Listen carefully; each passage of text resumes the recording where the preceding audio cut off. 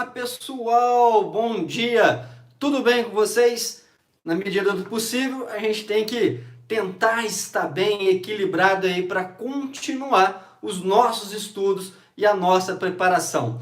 Prof. Rafa chegando aqui na área para realizar uma aula especial, uma aula bem legal aqui para o Apogeu. Nós vamos falar hoje da chegada da família real, ou também este período aí conhecido como período joanino. Mas antes da gente entrar aqui diretamente na aula, deixa eu dar uma olhada aqui no nosso bate-papo para ver quem já chegou chegando. O Marcos está aí, José, Ana, o Tom, nosso grande amigo Tom, Marcos, Driele, Felipe, Vitor, Lívia, bom dia aí a todos vocês, né? Que nós possamos aí realizar uma aula bem legal nesta manhã aí de quarta-feira. Vira a tela, peraí, deixa eu ver o que está rolando aqui. Ela deu uma invertida? Não pode dar uma invertida não, é? Deixa eu ver o que rolou aqui com a parada. Deixa eu ver aqui, já vou arrumar, calma aí.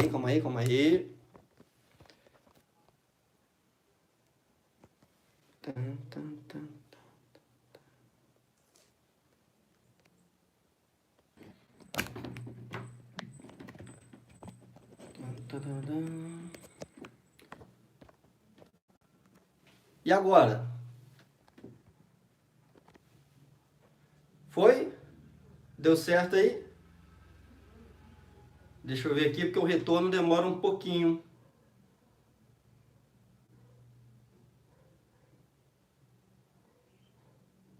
Eita, continua invertida. O que será que rolou aqui então na câmera? Oh, meu Deus.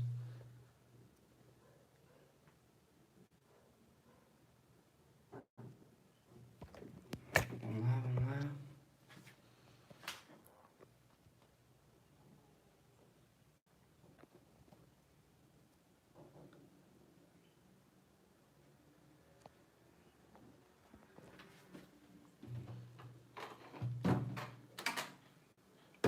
Deixa eu só dar uma olhada aqui que eu vou ter que fazer uma gambiarra danada aqui, porque eu não sei o que rolou. O que aconteceu com este celular. Nunca... Ó, eu vou tentar fazer aqui uma gambiarra aqui, eu não sei o que aconteceu aqui com o celular, que ele não pegou a imagem como deveria pegar. Agora me parece que deu certo agora, né? Então, olha só, deixa eu até fazer algumas orientações aqui. O que está rolando? Eu estou fazendo aqui esta live, esta aula da minha casa, né? Então, a gente tem que lidar com esses improvisos aí. Às vezes pode rolar um choro do meu filho Miguelzinho, que é um bebezinho de 6 meses. Pode rolar um barulhinho aqui também da rua. Aí eu já peço a paciência e a compreensão de vocês. Agora, eu acho que já coloquei aqui, parece pelo retorno aqui, né? Deu certo. Então vamos lá. Vamos aqui fazer então a nossa aula. Como eu disse para vocês, nós vamos falar da chegada da família real para o Brasil, que também é conhecida aí como um período joanino. Para a gente entender como que esse pessoal saiu lá da Europa e chegou aqui nesse Brasilzão, é necessário entender o que rolou na Europa. E a Europa, pessoal, estava tensa, tava foda demais lá as coisas lá. E aí é o seguinte, pensa aqui comigo. O que está acontecendo lá na Europa? Bem, nós vamos ter uma briga danada entre França e Inglaterra. E por que entre França e Inglaterra? Porque foram justamente as duas nações que se industrializaram. Então a gente já tem que perceber esses conflitos na Europa a partir de uma disputa capitalista, de mercado, de expansão de ideias. E aí a França, né, e a Inglaterra tiveram contextos históricos bem diferentões. Olha só, a Inglaterra, ela foi a primeira nação que passou ali por uma contestação do poder absolutista, tanto é que o primeiro rei que perdeu o pescocinho foi o Carlos I, né, na Inglaterra. E esse mesmo, digamos, acontecimento vai rolar também lá na França. na Revolução Francesa, nós também vamos ter um pescoço de um rei rolando lá. Então nós estamos falando de uma consolidação, aliás, de um início do capitalismo industrial na Europa e também a crise do Estado absolutista. Pois bem, nesse contexto, França e Inglaterra vão disputar espaços. E aí vai surgir um camaradinha logo após o fim da Revolução Francesa que vai consolidar, centralizar o poder nele como imperador. Ele não era um absolutista dentro dos moldes europeus. O que ele vai querer fazer? Impor, né, as ideias burguesas para o resto da Europa, que é o nada mais, nada menos do que o Napoleão Bonaparte. E o Napoleão vai arrumar uma briga com a Inglaterra. Só tem que quando chega lá, né, num combate direto com a Inglaterra, ele vai ter a sua primeira derrota. Primeira derrota na Batalha de Trafalgar. Quando Napoleão tem a sua primeira derrota, ele fica triste, depressivo, cabisbaixo e fala: olha, meu Deus, a minha primeira derrota, isso não poderia acontecer. Por que ele perde? Porque a marinha inglesa era muito mais assim, preparada do que a marinha francesa. Lembrando, o exército napoleônico era o melhor que tinha terrestre, mas quando ele ia para o mar, levou um ferro danado contra a Inglaterra. Bem, só tem que Napoleão leu o Menino Maquiavel. Ele leu lá o Maquiavel e falou: não vou ficar tão triste assim não. Eu vou imaginar, eu vou pensar alternativas de como derrotar então a Inglaterra. Se eu não posso ir contra a Inglaterra, que é uma ilha, e eu preciso da marinha para derrotá-la, eu vou fazer uma outra parada mais inteligente. Eu vou cercar, né? Eu vou cercar então a Inglaterra. E isso chama o quê? De bloqueio econômico. Essa parada, bloqueio econômico, vai rolar o quê? Em 1806. Napoleão chega e fala o seguinte: olha, eu vou mandar real aqui para todo mundo aqui na Europa. Todos vocês, a partir de agora, estão proibidos de comercializar com a Inglaterra. Ninguém vai mais comercializar, porque agora vocês vão depender de nós aqui da França. Vocês vão só comercializar com a França. Olha a tacada, a jogada de mestre dele. Eles tentam isolar a Inglaterra economicamente, porque não consegue encarar ela militarmente, e, ao mesmo tempo, reforçar a parte industrial francesa. Bem, de fato, a maioria dos países europeus vão comprar essa ideia do bloqueio continental, porque o Napoleão já estava passando rodo mesmo na Europa, tinha um melhor exército, tinha grande quantidade de soldados, ficaram com medo. Mas a Inglaterra vai agir, né? A Inglaterra não vai ficar parada. Aí entra Portugal no meio dessa história, que é o que nos interessa nesta aula em específico. O que acontecia? Naquela época lá, nós não tínhamos WhatsApp, Telegram, TikTok, não tinha nada dessas paradas. Então as mensagens rolavam de cartas, né? Era cartas para cá, para lá. Isso demorava muito, demorava no mínimo, dependendo da região, uns 30 dias para chegar. E o Napoleão, forçando o príncipe regente, que era o Dom João, ainda não era rei, né? O pai dele já tinha morrido, Dom José I, a mãe dele, que vai ser chamada Maria, a Maria Louca, né? Estava impedida de exercer o cargo, porque tinha acabado de perder o marido, também perdeu o primogênito não era o Dom João VI, ele caiu de gaiato na história e virou príncipe regente. Aí o Napoleão: olha, vocês têm que tomar uma decisão, porque a gente sabe que vocês têm uma amizade bonita, legal aí com a Inglaterra, e nós queremos que vocês parem de comercializar com a Inglaterra. O Dom João VI fica doido, fica maluco. Pô, o que eu vou fazer agora, né? Porque nós dependemos da Inglaterra economicamente. Vamos recapitular aqui, lembrando que essa dependência de Portugal com a Inglaterra já vinha desde antes. Quando a gente expulsou os holandeses em 1654, o que Portugal fez? Estava enfraquecido logo após ali o fim da União Ibérica, teve que fazer alianças com a Inglaterra para ir contra a Espanha e também ir contra a Holanda, que tinha invadido aqui o Nordeste brasileiro. Com isso, as relações foram se estreitando entre Portugal e Inglaterra e ali acabou gerando uma dependência econômica. Outra coisa que vai acontecer logo depois ali da expulsão dos holandeses, né?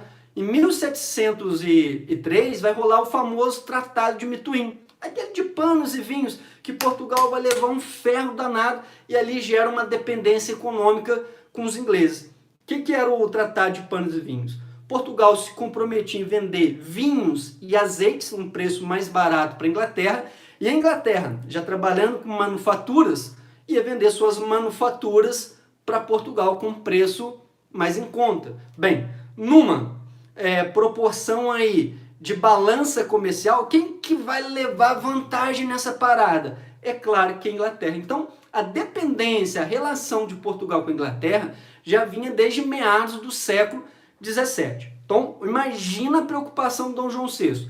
De um lado, os soldados de Napoleão prestes a invadir Portugal, se ele não parar de comercializar com a Inglaterra. De outro lado, a pressão da Inglaterra em cima do Dom João, falando, olha, nós somos amigos de longa data, você não vai fazer isso com a gente, vocês dependem economicamente da nossa economia. O Dom João VI está lá passeando no bosque, andando, pensando, meu Deus, qual decisão que eu vou tomar. Ele mandava uma cartinha para Napoleão, olha, nós estamos juntos aí com você, mas nada de tomar uma decisão. Mandava uma outra cartinha para a Inglaterra, nós também estamos juntos aí com você. Aí, nesse passeio do bosque, ele encontra um camarada que é o Lord Strangford, um embaixador inglês. Esse Lord chega para o Dom João VI, olha, eis que eu tenho a solução para você. Nesse exato momento, nós não temos como lutar e impedir a invasão da França, porque é o exército terrestre mais poderoso. Então, o que a Inglaterra sugere a Vossa Majestade? Que você pegue a corte e vá para a sua principal colônia, que é o Brasilzão. É de lá, né, que vem as riquezas mesmo. Vocês passam umas férias, uma quarentena lá no Brasil. Vamos deixar um ambiente europeu aqui melhorar. Passou os conflitos, vocês voltam. Então era uma forma de Dom João VI garantir a coroa portuguesa, né? E com isso a proteção dos ingleses. E assim aconteceu. Tudo muito rápido. Dom João VI deixou ali para decidir no último minutinho do segundo tempo. O que acontece? Muitos historiadores, professores falam, Dom João VI fugiu para o Brasil. Eu não gosto muito dessa expressão não, né? Essa expressão é um tanto quanto ruim. Eu acho que ele tomou uma atitude política, ele tinha que fazer algum tipo de escolha. E qual que foi a escolha dele? Eu vou mesmo, né, para o Brasil, mantenho a minha coroa, depois que as coisas aqui normalizaram na Europa, eu volto. Mas o fato é que aquilo ali foi num desespero, numa desorganização danada, todo mundo se enfiando nas embarcações, numa madrugada de novembro, para vir para o Brasil. E a Inglaterra deu apoio militar para as embarcações portuguesas, fez a proteção no mar. Não deu outra. A família real está vindo para o Brasil e os franceses falam, seu danadinho, você não cumpriu, né, os acordos. Então o que eu vou fazer? Eu vou, na verdade, então, invadir. E aí mandou os soldados franceses, que vão invadir mesmo Portugal e vão ficar um tempo em Portugal, comandando de fato ali. Bem, a família real vem para o Brasil, sob a proteção dos meninos ingleses. Chega aqui no Brasil, essa proteção já vai custar muito caro. Gente, presta atenção, anota aí no seu mapa mental, no seu resumo. Inclusive nós vamos disponibilizar daqui a pouco aí, os nossos amigos do Apogeu vão colocar aqui o resumo desta aula e uma lista de exercícios também. Quando chega aqui no Brasil, né, é uma viagem que demorou pra caramba, demorou aí praticamente quase 60 dias, exatamente 54 dias, e veio aquela cambada toda, a corte portuguesa. Segundo alguns historiadores, tinham nessa viagem aí mais ou menos de 10 a 15 mil pessoas. Gente, é gente pra caramba, né? É muita gente vindo pra cá. E aí eles vão ter vários problemas nessa viagem, problemas alimentares, vai ter um problema na embarcação, inclusive principal, do rei e da rainha, vai ter uma infestação de piolho, inclusive a Carlota Joaquina vai ter piolho, vai ter que raspar a cabeça, fica puta pra caramba. Ela é uma das pessoas que estavam detestando a ideia de vir para os trópicos. E ela não vai dar uma vida muito fácil pro Dom João VI, não. Ela era chata pra caramba, né? Ela era insuportável mesmo, não dava ali um sossego pro menino Dom João VI. Mas o fato é, os camaradas chegam aqui em 1808, na Bahia, primeiramente é na Bahia, depois essa corte vai vir para a cidade do Rio de Janeiro. Então, quando a gente pega lá e chega aqui, a primeira coisa que o Dom João VI vai fazer é o seguinte, né? Ele vai fazer alguns decretos que vão favorecer a Inglaterra. A Inglaterra está pressionada. Porque pensa aqui comigo, se a disputa é para o mercado lá na Europa com a França, se a disputa é para o mercado lá na Europa com a França, eles também precisam de um mercado consumidor. E vão ver aqui o Brasil com esse mercado potencial para continuar vendendo os seus produtos. Aí virou, Dom João VI, o negócio é o seguinte, nós vamos dar uma proteção aqui de leve aqui para vocês, vamos montar uma base militar e tal aqui no Brasil, para não sofrer nenhum tipo de invasão caso os franceses queiram. Então a gente vai dar um suporte aqui, vamos dar um suporte maneiro para vocês. Mas nós precisamos aí de algumas coisas, né, em troca. E quais são essas coisas em trocas? Vantagens econômicas, vantagens comerciais. E o primeiro decreto que o menino Dom João VI vai fazer é o famoso de 1808, logo que ele já está ali na Bahia, que é a abertura dos portos às nações amigas. Esta abertura dos portos às nações amigas é muito interessante, porque a única nação amiga de Portugal que estava em paz com Portugal naquele momento era a Inglaterra. Então, na verdade, ele abre esses portos aí à Inglaterra, né? Bem, o que isso aqui é importante para a gente entender? É o primeiro momento da história, né, de Portugal com a sua colônia que acaba com o fim do Pacto Colonial, 1808.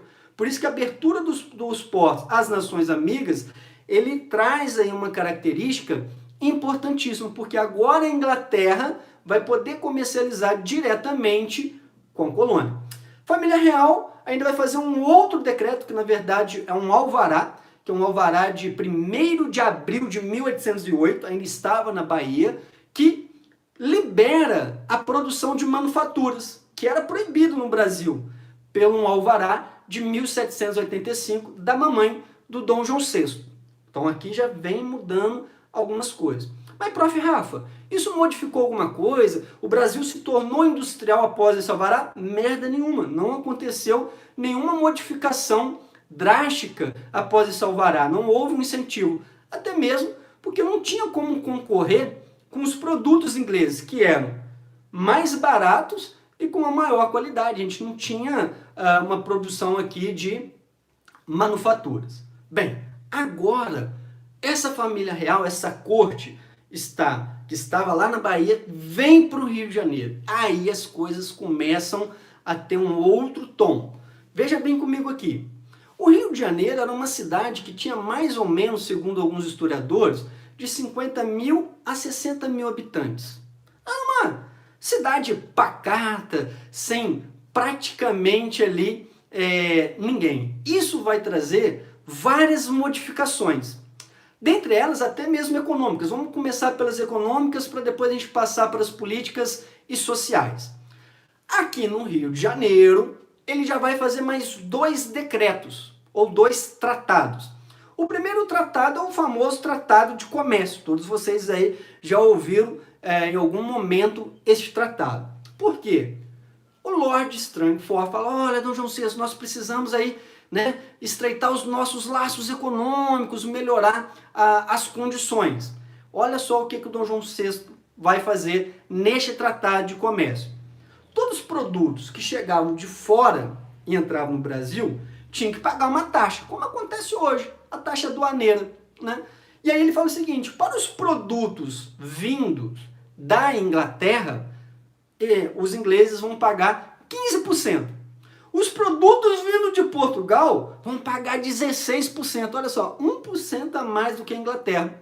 Os comerciantes portugueses que já estavam putos da vida com a invasão da França e com a vinda da família real para cá, vão ficar mais insatisfeitos ainda. E as outras nações que quisessem comercializar com o Brasil pagaria 24% na taxação. Então, mais uma forma de beneficiar a Inglaterra. Vocês acham que vão parar nesse tratado aí? Não.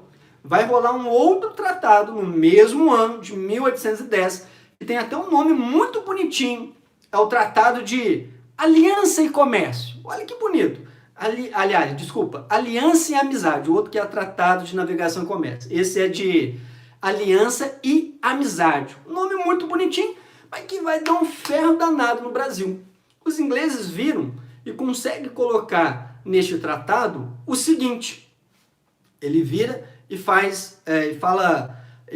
assim para o Dom João VI, olha, vamos fazer o seguinte, os ingleses que estiverem aqui no Brasil não vão ser julgados pelas leis portuguesas, que eram, na verdade, até as ordenações filipinas, que era o ordenamento jurídico da época. Então, todos os ingleses que estivessem aqui no Brasil não poderiam ser presos por autoridades do Brasil, nem pelas leis portuguesas. Eram julgados diretamente pelas leis da Inglaterra, o que vai gerar uma treta mais para frente lá no Segundo Império, mas a gente vê isso com calma em futuras aulas. Além disso, os ingleses viram e falam o seguinte, nesse tratado de aliança e amizade, nós somos protestantes, nós não somos católicos, o Brasil predominantemente católico, nós queremos a liberação de culto também para os ingleses. Vão conseguir isso? Vão conseguir também. Então veja, ó, abertura dos portos às nações amigas em 1808, o alvará do 1º de abril de 1808, e agora nós temos dois tratados. O primeiro tratado de navegação e comércio e um segundo tratado, de aliança e amizade. Agora nós vamos perceber aqui as modificações que vão rolar no Rio de Janeiro. Primeiro, um impacto de 15 mil pessoas no Rio de Janeiro. Imagina, um local sem saneamento básico nenhum, não havia moradias para todo mundo. Como é que a coroa portuguesa vai lidar com esse fato? Primeira coisa, o Dom João VI, ele tinha essa lógica absolutista, que estava caindo lá na Europa, mas ele tinha uma lógica absolutista. Ele manda retirar mesmo as pessoas de algumas residências, colocando uma sigla muito famosa, que é PR, Propriedade Real, que muitos debochavam na época, propriedade roubada, que ele falava o seguinte, meu camaradinho, você sai aí da sua casa, sai aí da sua residência, porque eu tenho alguns nobres da corte portuguesa que precisam habitar. É isso mesmo, Vamos colocar lá. E o Dom João VI também não tinha um lugar, digamos assim, digno para a família real, porque você imagina o seguinte, nós não tínhamos uma tradição, a gente nunca tinha visto até então no nosso território um rei. Quem governava essa parada aqui? Os vices-reis, em nome do rei, que é o antigo governador-geral, só tem que, em 1720, muda o nome. Antes era governador-geral e depois se transformou em vice-rei. Então, depois que o Dom João VI chega aqui, não faz sentido ter mais o vice-rei. E aí foram arrumar, a gente tem que arrumar uma propriedade legal para a família real, para eles se sentirem bem aqui, e eles vão pegar o Palácio do São Cristóvão, que era o melhorzinho que tinha lá, que vai ser o fatídico aí, Museu Nacional, que a gente fez o favor de quê? De queimá-lo recentemente. Comparado esse palácio, que depois vai ser o Palácio da Quinta da Boa Vista, o Museu Nacional, comparado com os palácios portugueses, ele era muito feio. Ele não era bacana. Você pega aí depois na internet, coloca aí no Google, Palácio de Queluz, Palácio de Mafra. Por exemplo, o Palácio de Mafra, ele tinha livros bordados a ouro. Era um luxo danado. Mas aí a família real foi para lá. Outra coisa que era muito comum, como você não tem rede coletora tratada, nada disso, como é que as pessoas faziam com suas necessidades fisiológicas, né? Os camaradas faziam xixi mesmo em baldes, depois jogavam na rua, as fezes também, pegavam baldes e jogavam. Devia ser um fedor terrível a cidade do Rio de Janeiro. E também tinha os escravos, que tinha uma denominação de escravos tigres, que tinham esta árdua tarefa de pegar baldes com fezes e jogar no mar, né? Então é um caos, né? A vinda da família real para o Brasil é um caos maluco. E aí vocês imaginam, os camaradas estavam acostumados com o frio da Europa, chegam aqui, um calor desgraçado, tanto na Bahia como no Rio de Janeiro. Mas essa família real vai começar a pensar, bem, já que nós saímos de lá, estamos transferindo todo o nosso aparato administrativo, trazendo a corte, trazendo os órgãos portugueses, nós temos que dar uma vida para essa cidade, afinal de contas, a corte precisa de festas, precisa de dinheiro para comer bem, né? A gente precisa dar um carinho especial para esses nobres. E aí ele começa a fazer alguns investimentos no Rio de Janeiro, obviamente. Nós vamos ter bibliotecas, o Jardim Botânico, as escolas militares, as primeiras escolas militares, as primeiras escolas de medicina na Bahia, no Rio de Janeiro, Teatro Real, a impressão régia. Até então o Brasil não podia ter uma imprensa, não poderia ter jornais. Aí agora, num primeiro momento, a gente vai ter a imprensa régia, que é aquela que produz documentos reais, né? Documentos reais. Aí vocês vão falar, mas prof, peraí, deixa eu ver se eu entendi. Rio de Janeiro não tinha infraestrutura nenhuma. Mas por que eles vão vir para o Rio de Janeiro? Vocês têm que lembrar que o Rio de Janeiro já era a capital da colônia. Lembra que foi o Marquês de Pombal que fez essa transferência? Mudou lá da Bahia para o Rio de Janeiro, na sociedade mineradora? Fazia muito mais sentido. Rio de Janeiro pertinho das minas, né, para escoar o ouro, entrada de escravos, então ele vem para a capital. Uma outra coisa que vai ficar muito marcante nessa mudança, além do Banco do Brasil, o Banco do Brasil é criado neste exato momento, né, vai ser as famosas missões artísticas. Essa corte, né, gosta dessas questões de retratar o cotidiano. Então ele vai trazer vários missionários mesmo, né, artistas missionários que chamavam, para retratar o cotidiano no Brasil. Principalmente a partir de 1816, quando o Napoleão já saiu do poder, né, o Napoleão cai em 1815, e o Dom João VI reata relações diplomáticas com a França.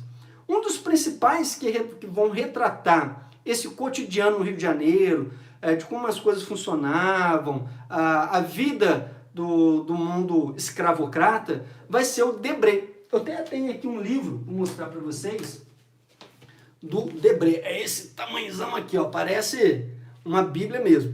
Todas essas imagens que vocês conhecem aí do Brasil colônia, que estão nos livros didáticos, em videoaulas, né, sai deste livro aqui, que é uma obra bem clássica para a gente tentar entender o cotidiano aí da família real no Brasil. Pois bem, Dom João VI está aqui, já está instalado e tem que começar a movimentar, porque agora o Império Luso está no Brasil. Consegue entender isso? A importância disso? A gente nunca tinha visto um rei, agora o rei está na colônia. E muitos historiadores, marque isso aí no seu resumo, no seu mapa mental, vão entender o período joanino como importantíssimo para um primeiro passo da nossa emancipação política. É justamente a vinda da família real aqui para a colônia, para o Brasil, que vai fazer ou vai favorecer que nós dentro de poucos anos, consigamos aí a nossa independência. Quando ele chega aqui e fala, eu tenho que começar a colocar essa corte, é muita gente, em alguns lugares. E ele começa a criar, olha como que tem muito paralelo aí com o nosso presente. Ele começa a criar vários cargos para colocar cada um no seu lugarzinho. E qual que era uma prática muito famosa na época? A distribuição de títulos. Né? Você tinha toda uma hierarquia da nobreza. Só para vocês terem uma ideia, você tinha lá o visconde, o conde, o barão, o marquês, o duque. O título de duque, então, era uma das coisas mais raras. Quer ver um camarada que vai ganhar o título de duque no Brasil? E é um dos pouquíssimos que vai conseguir isso. E no Segundo Império, na verdade, é o único. É o Duque de Caxias. Né? Então tinha uma hierarquia. Ele começa a distribuir, o Dom João VI, títulos para cá, títulos para lá. E ele também vai fazer uma outra parada para manter essa corte parasitária, né? Que não fazia absolutamente nada.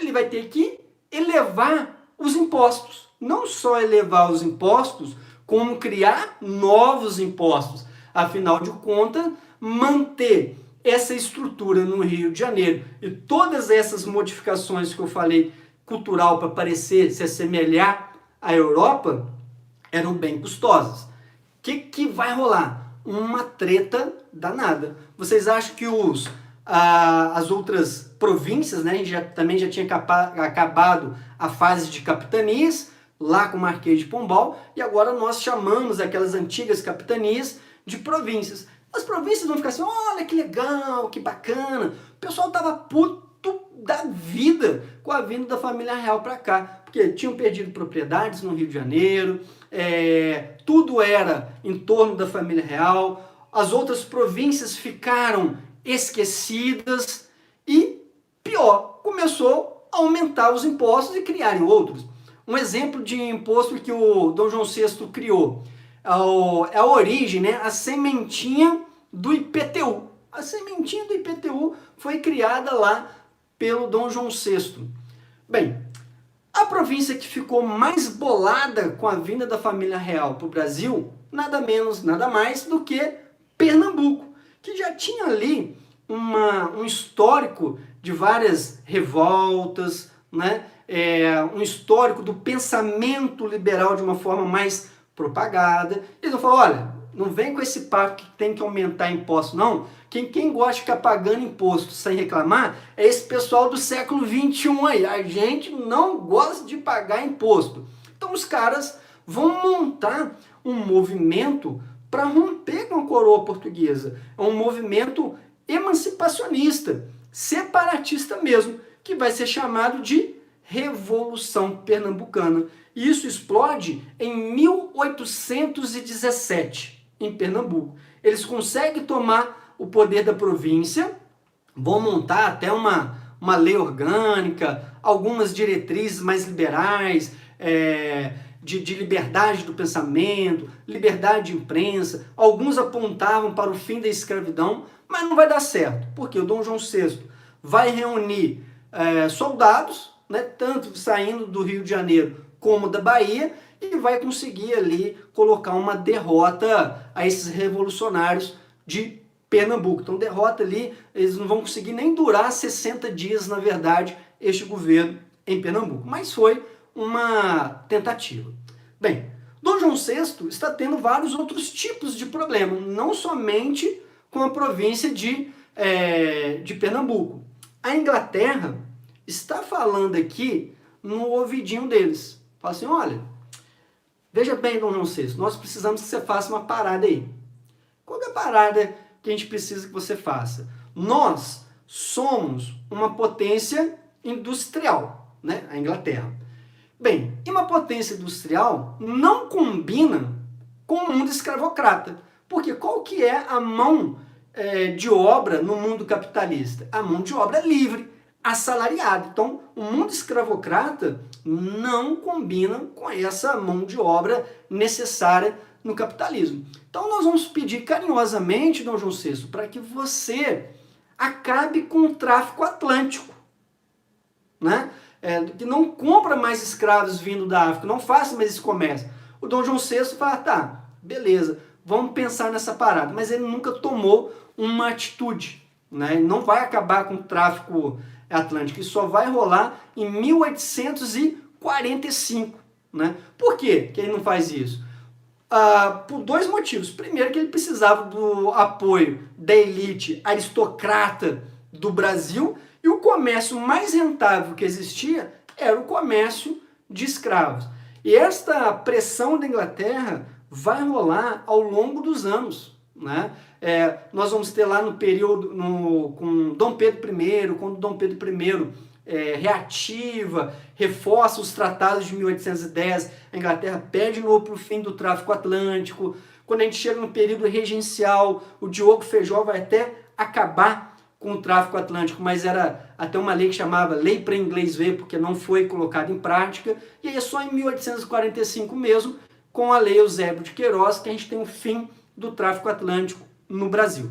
Uma outra coisa que o Dom João VI vai fazer, aí já está bem ligado com a política externa dele aqui. Ele vira assim, eu vou dar o troco nesses danadinhos dos franceses. Por quê? A França era um país que sempre queria tirar uma lasquinha do Brasil. Lembra? Já tinham feito uma França Antártica lá em 1550, foram expulsos pelo governador-geral Mendes Sá. Depois foram para o estado do Maranhão, onde hoje é o estado do Maranhão. Foi expulso também, lá eles fizeram a França equinocial, foram expulsos em 1615. Depois fizeram um tratado de Utrecht, e aí ficaram com a Guiana Francesa, que era território brasileiro até então. Aí o Dom João VI, para dar o troco na França, que invadiu Portugal, eu vou invadir a Guiana Francesa. Então, em 1809, Dom João VI invade a Guiana Francesa. Outra coisa que o Dom João VI vai fazer, olha só, é uma política bem expansionista. Vai também invadir onde hoje é o atual país Uruguai. Ele vai invadir a Cisplatina, né? Por um tempo, a Cisplatina pertenceu ao território brasileiro, que só vai retomar sua independência na Guerra da Cisplatina, no governo do Dom Pedro I, que a gente vai falar aí numa futura aula sobre o primeiro reinado. Agora tem uma outra parada aqui, que essa aqui eu quero que vocês marquem aí mesmo. Isso cai bastante, tem que colocar no seu resumo, no seu mapa mental.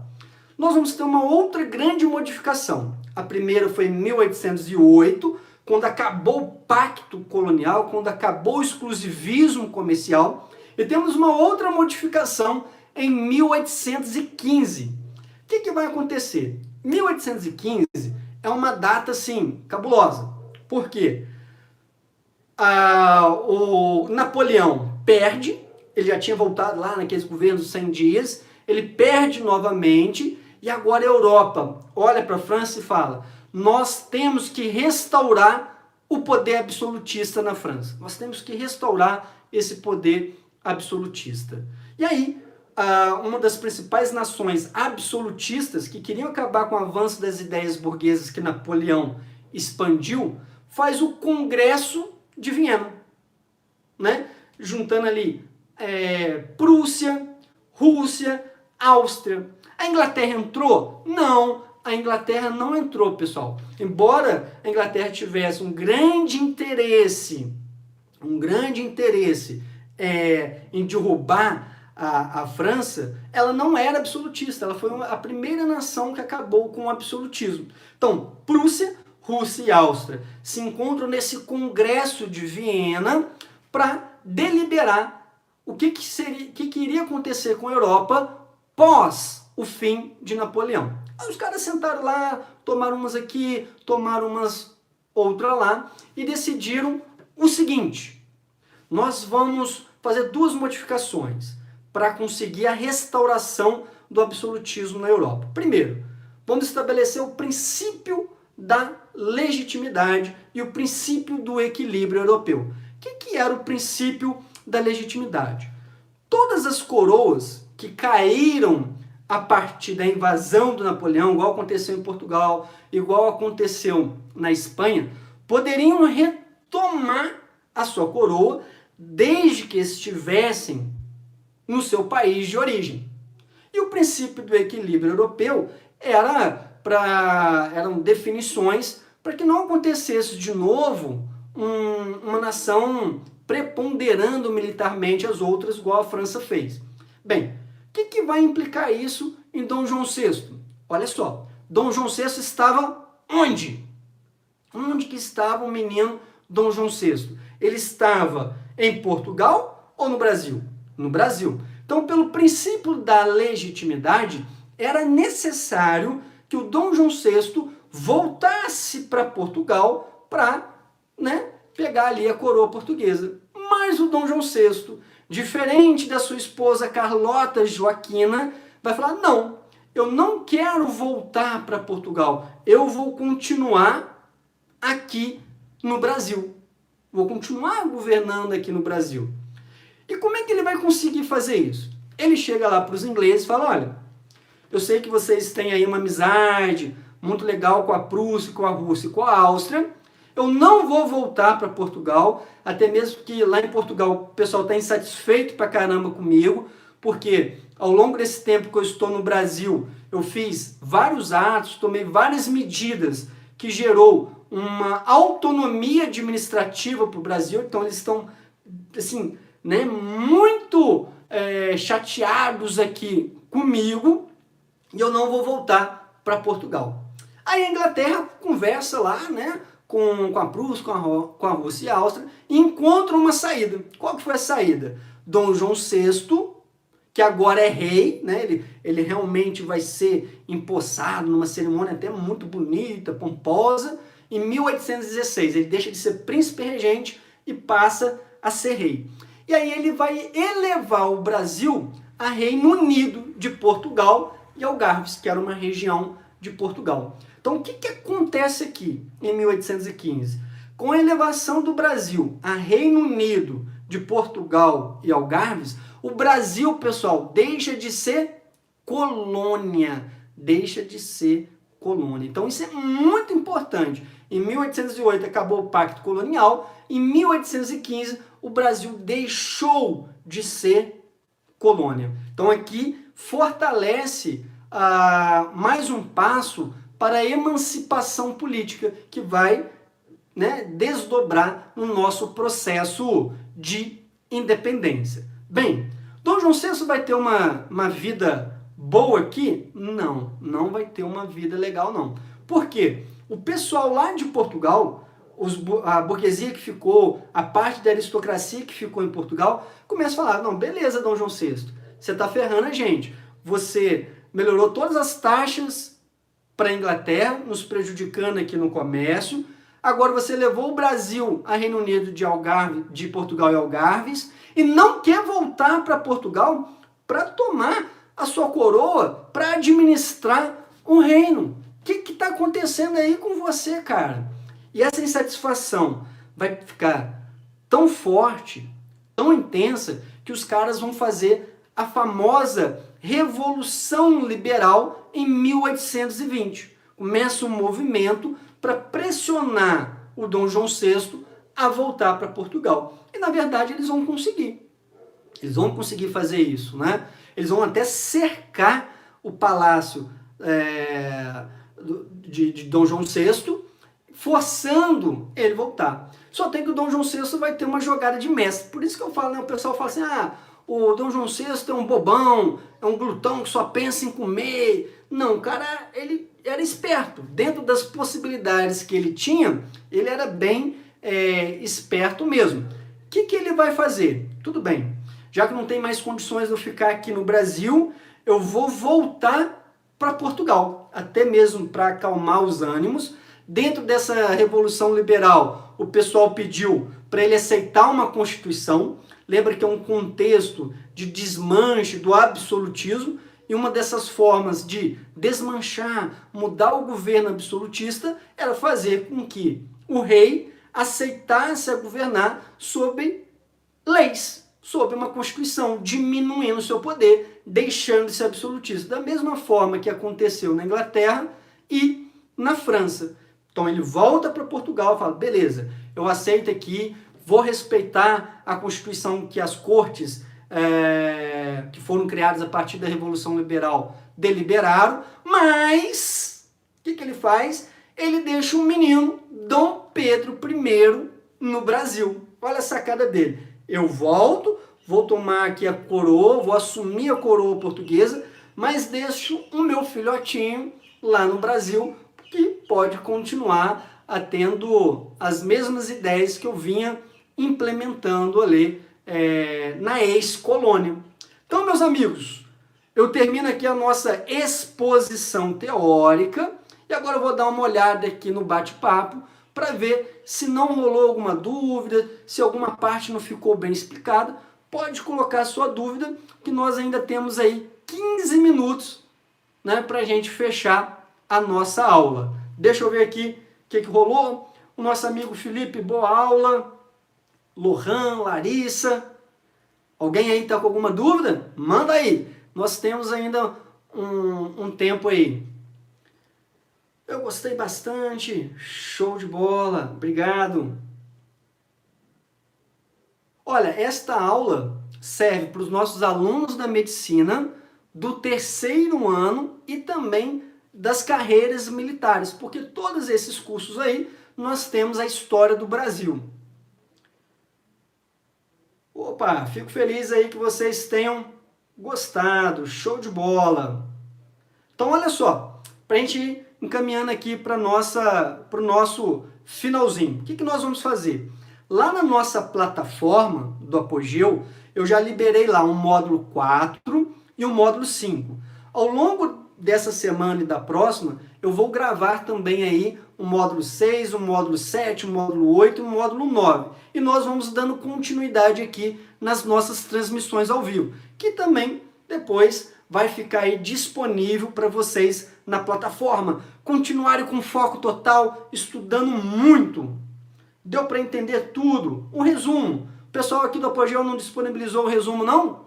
Deve ter dado algum problema, então. Ó. Resumo e lista de exercícios. Se não disponibilizou aqui, depois eu vou colocar lá na plataforma também. Fabiano, você é fera. Pô, muito obrigado pelo carinho.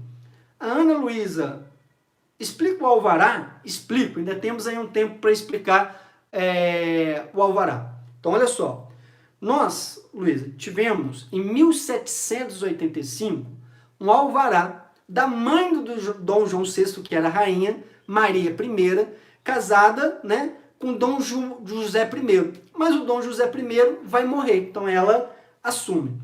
Em 1785, quando ela assume, ela retira o pombal também, né, na verdade ela já tinha retirado, né, ela assumiu em 1777. Então ela já tinha mandado o pombal embora. E aí, em 1785, ela faz um decreto que vai proibir as colônias de Portugal a terem manufaturas, desenvolver manufaturas. Bem, quando o seu filho, o príncipe regente ainda, né, vem para o Brasil, porque ela já estava bem perturbada mentalmente, ele vai realizar este alvará de 1º de abril de 1808, revogando o alvará da mamãe, né? E neste alvará era permitido que o Brasil pudesse desenvolver manufaturas. Muito embora isso não foi colocado em prática por causa da concorrência com os produtos ingleses. Beleza? Deu para entender agora melhor, Ana? Espero que sim. Bem, Nilson está perguntando aqui também sobre o resumo, sobre a lista de exercícios. A gente vai colocar em breve lá na... Eu vou fazer o seguinte. Ah, não, mas eu não tenho como colocar aqui agora. Porque aqui não tem como eu enviar por arquivo. Eu teria que passar por um link e depois disponibilizar o link.